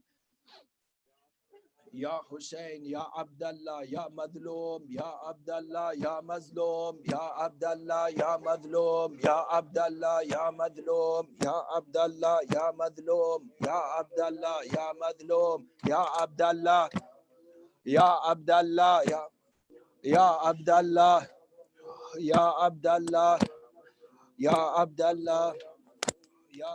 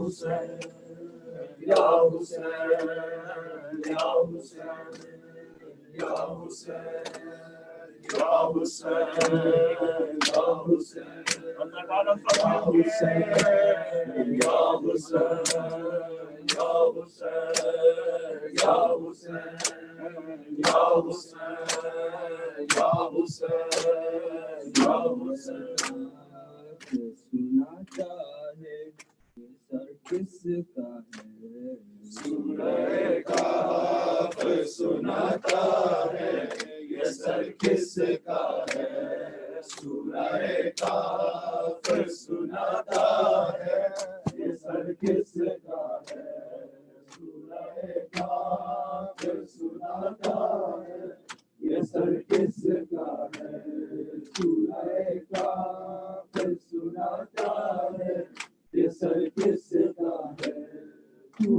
آنکھوں سے بہاتا ہے خون آنکھوں سے بہاتا ہے یہ سر کس کا ہے سورہ کاف سناتا ہے یہ سر کس کا ہے سورہ کاف سناتا ہے یہ سر کس کا ہے چلتے چلتے جو سکینہ کہیں گر جاتی ہے چلتے چلتے جو سکینہ کہیں گر جاتی ہے خود کو نیزے سے گراتا ہے خود کو نیزے سے گراتا ہے یہ سر کس کا ہے سورہ کاف سناتا ہے یہ سر کس کا ہے سورہ کاف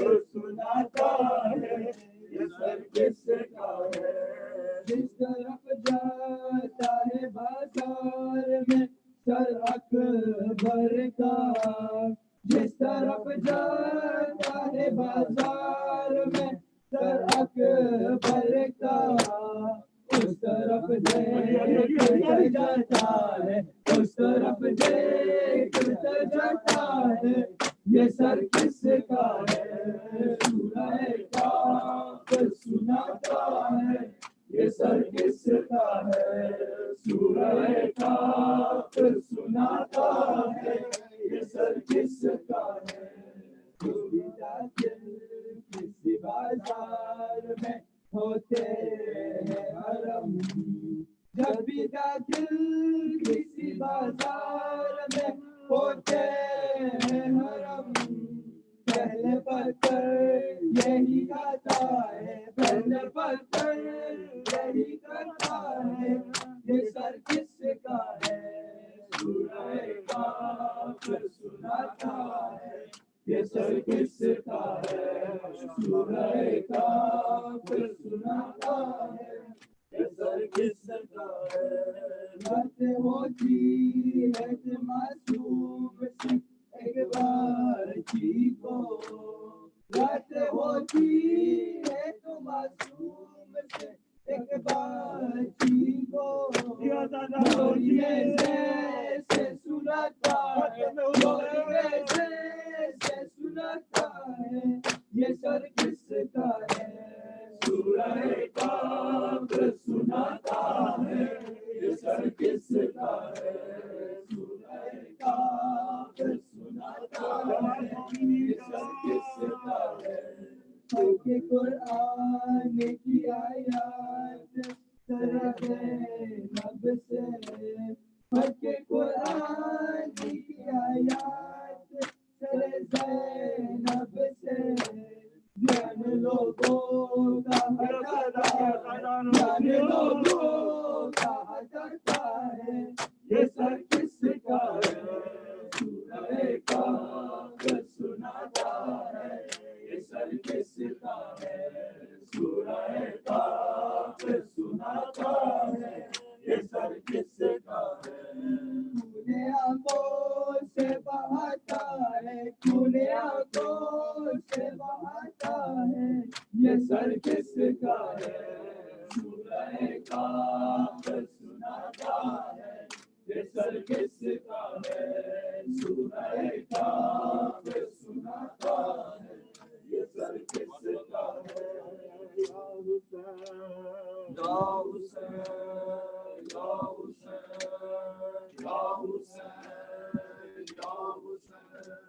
یا حسین یا حسین یا حسین یا حسین یا حسین یا حسین یا حسین یا حسین یا حسین یا حسین یا حسین یا حسین یا حسین یا حسین یا حسین بازار شام میں عابد پر امت نے ستم اٹھائے ہیں. بازار شام میں عابد پر امت نے ستم اٹھائے ہیں. بازار شام میں عابد پر امت نے ستم اٹھائے ہیں. بازار شام میں عابد پر امت نے ستم اٹھائے ہیں. بازار شام میں عابد پر امت نے ستم اٹھائے ہیں. بازار شام میں عابد پر امت نے ستم اٹھائے ہیں. بازار شام میں عابد پر امت نے ستم اٹھائے ہیں. بیمار تھے ظالم لوگوں نے گھر سے پتھر برسائے ہیں. بازار شام میں عابد پر امت نے ستم اٹھائے ہیں. بازار شام میں عابد پر امت نے ستم اٹھائے ہیں. یہ لوٹا ہوا جو قافلہ ہے اس قافلے کے سالار ہے. یہ عابد ہے سجاد ہے بیمار ہے یہ غمخوار ہے. یہ ہے وہ مسلسل پشت پہ جو اسلام میں کرنے کھائے ہیں. بازار شام میں عابد پر امت نے ستم اٹھائے ہیں. بازار شام میں عابد پر امت نے ستم اٹھائے ہیں. بازار شام میں عابد پر امت نے ستم اٹھائے ہیں. بازار شام میں عابد پر امت نے ستم اٹھائے ہیں. یہ لوٹا ہوا جو قافلہ ہے اس قافلے کے سالار ہے. یہ عابد ہے سجاد ہے بیمار ہے یہ غمخوار ہے.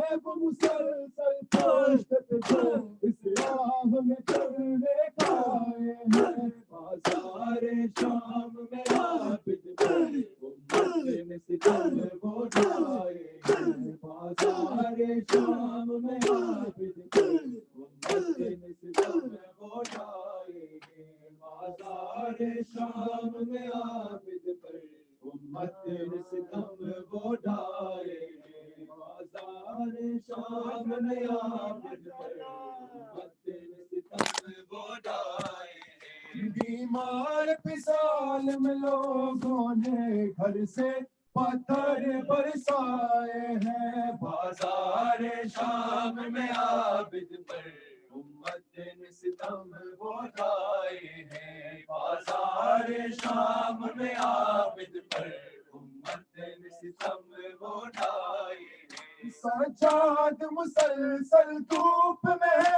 اور کر سے ہوئے ہیں چاؤں کے. کیسے نہ رہوں پاس بہر کیوں نہ آپ لگاؤں کے. سجاد کی راہوں میں کانٹے اہل شر نے بچھوائے ہیں. بازار شام میں عابد پر امت نے ستم اٹھائے ہیں. بازار شام میں عابد پر امت نے ستم اٹھائے ہیں. بازار شام میں عابد پر امت نے ستم اٹھائے ہیں. بازار شام میں عابد پر امت نے ستم اٹھائے ہیں. بازار شام میں عابد پر امت نے ستم اٹھائے ہیں. نیزوں سے ندائیں چھین گئی سر بہنوں کے زخمی ہوتے گئے. سجاد جھکائے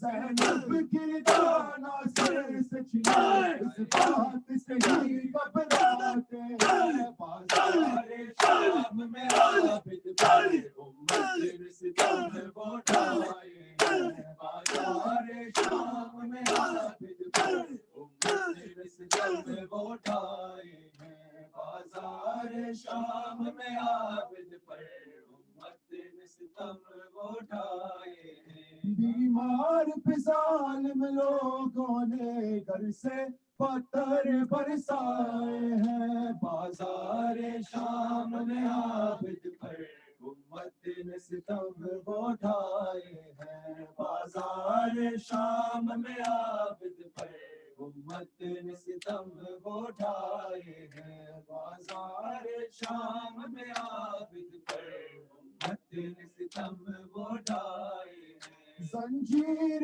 پاتوک کی سب کریا آپس میں سے ملے مولا جو چلے تو توک کی چل اور توک کی چل تو سانس رکے ایک مشکل ہے چلنے میں ستم گر اس طرح تڑپاتے ہیں بازار شام میں عابد پر امت نے ستم وہ اٹھائے ہیں بازار شام میں عابد پر امت نے ستم وہ اٹھائے ہیں بیمار پہ ظالم لوگوں نے گھر سے پتھر برسائے ہیں بازار شام میں عابد پر امت نے ستم وہ اٹھائے ہیں بازار شام میں عابد پر امت نے ستم وہ اٹھائے ہیں اللہ جانے حسین زینب نے کی قید نبھائی اللہ جانے حسین زینب نے کی قید نبھائی اللہ جانے حسین زینب نے کی قید نبھائی اللہ جانے حسین زینب نے کی قید نبھائی اللہ جانے حسین زینب نے کی قید نبھائی اللہ جانے حسین زینب نے کی قید نبھائی اللہ جانے حسین زینب نے کی قید نبھائی اللہ جانے حسین زینب نے کی قید نبھائی اللہ جانے حسین زینب نے کی قید نبھائی جیوے زفنے کی تے آج براوا ہے درد ستائی اللہ جانے حسین زینب نے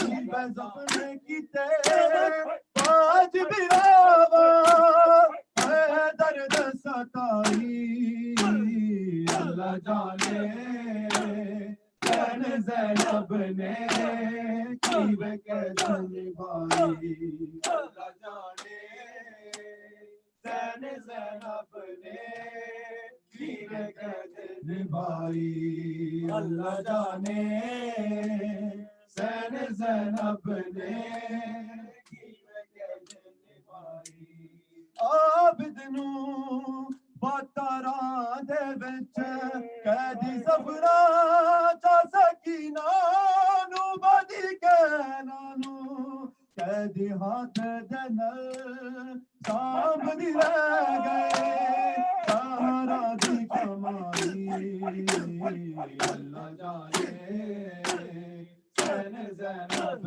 نے کی قید نبھائی اللہ جانے حسین زینب نے کی قید نبھائی اللہ جانے حسین زینب نے کی قید نبھائی جیوے سپنے کی تے باج براوا ہے درد ستائی اللہ جانے حسین زینب نے کی قید نبھائی عابد نو پتراں دے وچ قیدی سبنا تا سکینہ نو قیدی بہناں نو قیدی ہاتھ جنل جام دی رہ گئے سہارا دی کمائی اللہ جانے زینب نے کی وقت نبھائی اللہ جانے زینب نے کی وقت نبھائی اللہ جانے زینب نے کی وقت نبھائی اللہ جانے زینب نے کی وقت نبھائی اللہ جانے زینب نے کی وقت نبھائی اپنے ہی گرد وچ جس دا آکھے اب دے ناوے پچھیا کہ تو بی بی کونے بس روندی ہو یا ہاتھ اٹھا کے زینب نے اڑائی اللہ جانے زینب نے کی وقت نبھائی اللہ جانے زینب نے کی وقت نبھائی اللہ جانے زینب نے کی وقت نبھائی اللہ جانے زینب نے کی وقت نبھائی اللہ جانے زینب نے کی وقت نبھائی اپنے ہی گرد وچ جس دا آکھے اب دے ناوے پچھیا کہ تو بی بی کونے بس روندی ہو یا ہاتھ اٹھا کے زینب نے اڑائی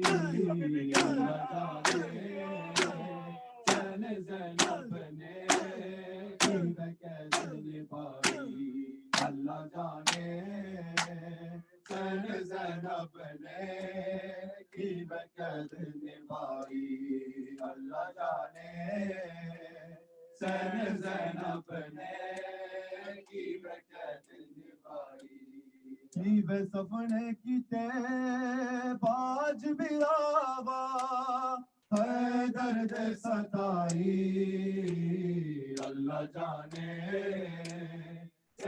زینب نے کی وقت نبھائی اللہ جانے زینب نے کی وقت نبھائی امری دے نال میں تے جیوے روندی ہے کوئی دی ہے او زینب روئی جدوں ماں دی رضا بات تیرے آئی دل سے لائی اللہ جانے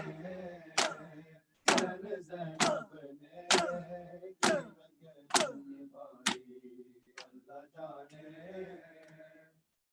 زینب نے کی وقت نبھائی اب تو آ جاؤ شہنشاہ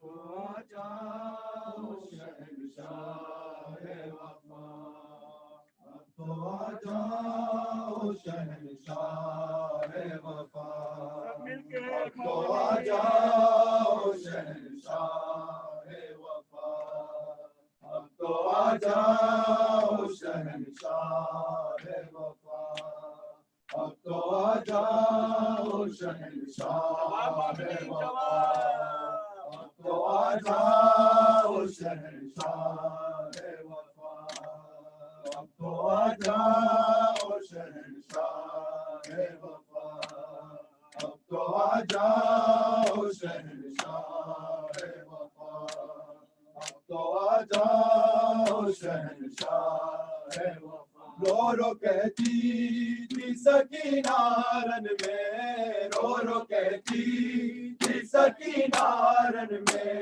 اٹھ گئی سانی سارا کی ردا اب تو آ جاؤ شہنشاہ وفا اب تو آ جاؤ شہنشاہ وفا اب تو آ جاؤ شہنشاہ وفا اب تو آ جاؤ شہنشاہ سمرنے مارے تماچے ہے میرے گالوں پہ سمرنے مارے تماچے ہے میرے گالوں پہ جیل کی یادیں کہ اٹھایا ہے مجھے جیل کی یادیں کہ اٹھایا ہے مجھے بابا کی لاش پہ رونے نہ دیا اب تو آ جاؤ شہنشاہ وفا اب تو آ جاؤ شہنشاہ وفا سمرنے مارے تماچے میرے گالوں پہ سمرنے مارے تماچے میرے گالوں پہ یادیں کہ اٹھایا ہے مجھے یادیں کہ اٹھایا ہے مجھے بابا کی لاش پہ رونے نہ دیا اب تو آ جاؤ شہنشاہ وفا اب تو آ جاؤ شہنشاہ جاؤ چاند میرے تیری پیاس میں بجھاؤں اصغر میں تیری ماں ہوں آ جاؤ چاند میرے تیری پیاس میں بجھاؤں اصغر میں تیری ماں ہوں آ جاؤ چاند میرے تیری پیاس میں بجھاؤں اصغر میں تیری ماں ہوں آ جاؤ چاند میرے تیری پیاس میں بجھاؤں اصغر میں تیری ماں ہوں آ جاؤ چاند میرے تیری پیاس میں بجھاؤں اصغر میں تیری ماں ہوں میرے لاڈلے کہاں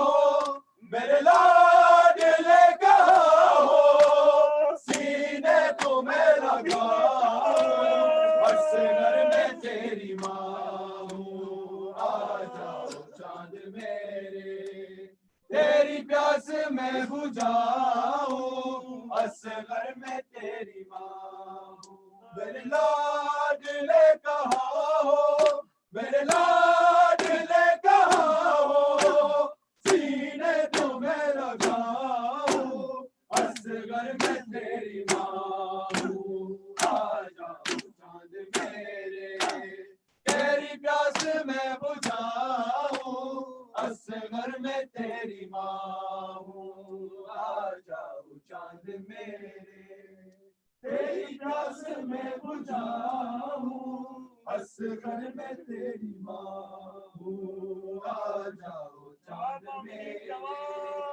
تیری پیاس میں بجھاؤں اصغر میں تیری ماں ہوں بیٹا تمہارا کاٹے میرے سامنے کھڑا ہے جانے کیوں ہنس رہا ہے چادر بھی لگ چکی ہے منہ کس طرح چھپاؤں اصغر میں تیری ماں ہوں آ جاؤ چاند میرے تیری پیاس میں بجھاؤں اصغر میں تیری ماں ہوں آ جاؤ چاند میرے تیری پیاس میں بجھاؤں اصغر میں تیری ماں ہوں آ جاؤ چاند میرے تیری پیاس میں بجھاؤں اصغر میں تیری ماں ہوں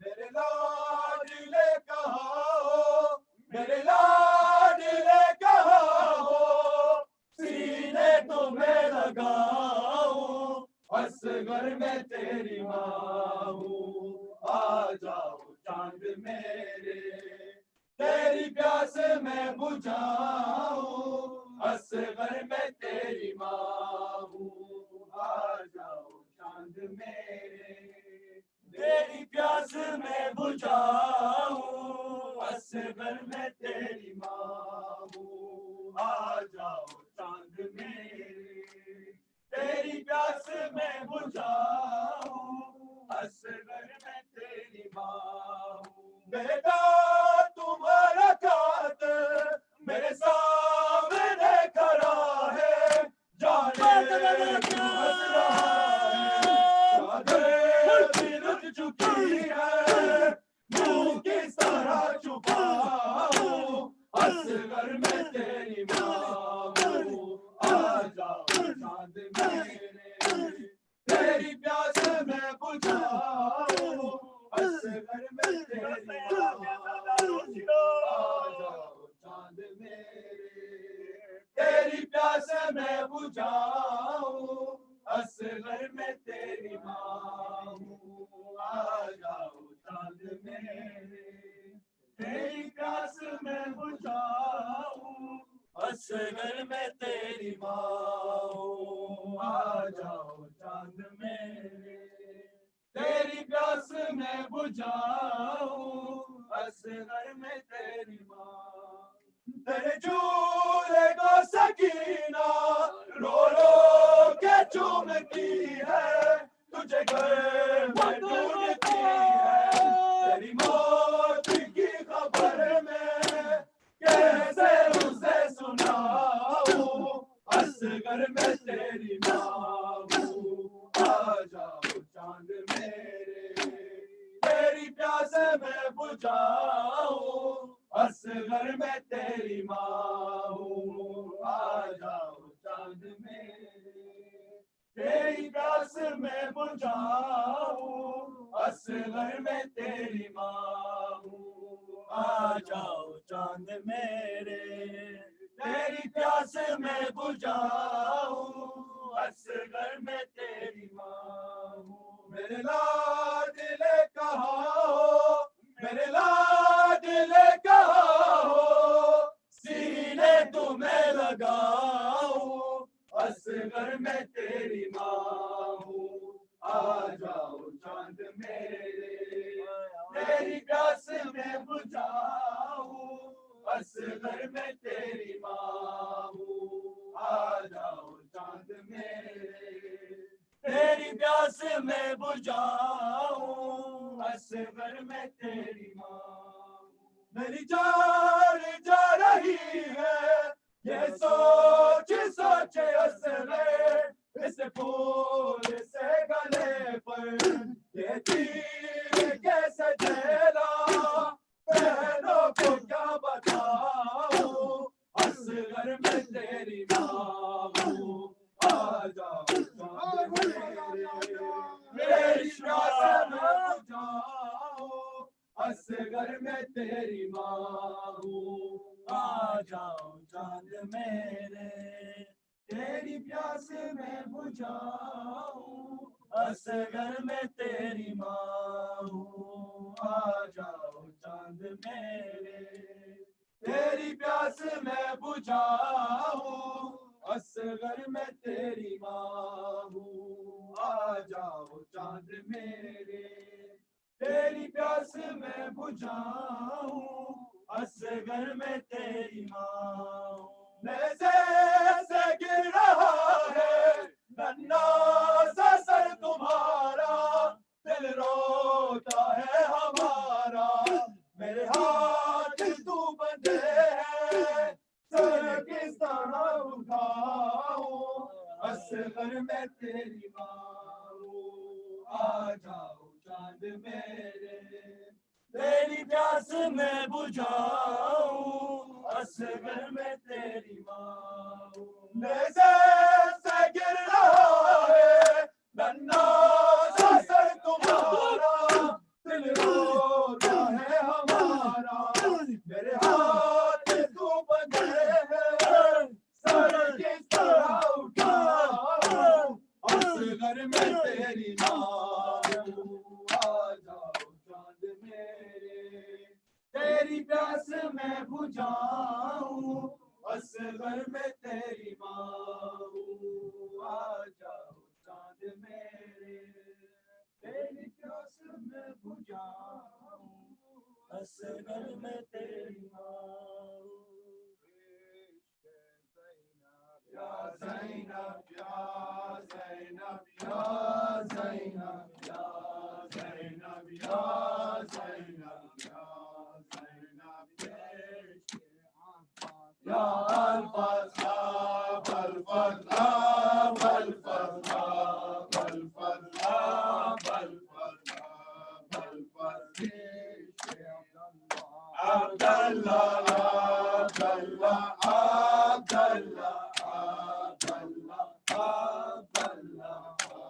अब्दुल्लाह या असगर या असगर या असगर या असगर या असगर या असगर या ज़हरा या ज़हरा या ज़हरा या ज़हरा या ज़हरा या ज़हरा या खौला या खौला या खौला या खौला या खौला या रबाब या रबाब या रबाब या रबाब या रबाब या ज़हरा या ज़हरा या ज़हरा या ज़हरा या ज़हरा या हैदर या हैदर या हैदर या हैदर या हैदर या हैदर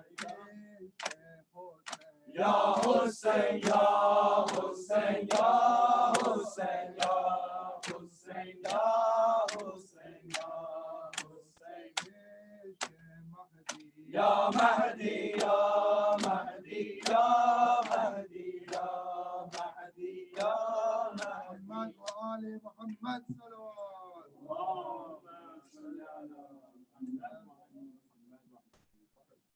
اللهم صل على محمد وآل محمد. السلام عليك يا رسول الله، السلام عليك يا أمير المؤمنين، السلام عليك يا فاطمة الزهراء سيدتي نساء العالمين، السلام عليك يا حسن المجتبى، السلام عليك يا أبا عبد الله، وعلى الأرواح التي حلت باجتماعك، عليك مني سلام الله أبدا لا بقيت وبقي الليل والنهار، ولا أجعل الله آخر لأحد من صيامتكم. السلام على الحسين وعلى علي بن الحسين وعلى أولاد الحسين وعلى أصحاب الحسين. السلام عليك يا محمد بن علي الباقر، السلام عليك يا جعفر بن محمد الصادق، السلام عليك يا أحمد بن جعفر الكاظم، السلام عليك يا علي بن الله، السلام عليك يا محمد بن علي التكفير الجواد، السلام عليك يا علي بن محمد الهادي النبي، السلام عليك يا حسن بن علي الأسفل، السلام عليك يا حسن قائم المنتظر النهدي، سيدي عجل الله تعالى فرجك وسهل الله تعالى مخرجك وظهورك ورحمة الله وبركاته. اللهم كن لوليك الحجة ابن الحسن صلواتك عليه وعلى ضره في هذه الساعة وفي كل الساعة وليا وحافظا وقائدا وناصرا ودليلا وعينا حتى تسكنه أرضك طوعا وتمتعه فيها طويلا. الله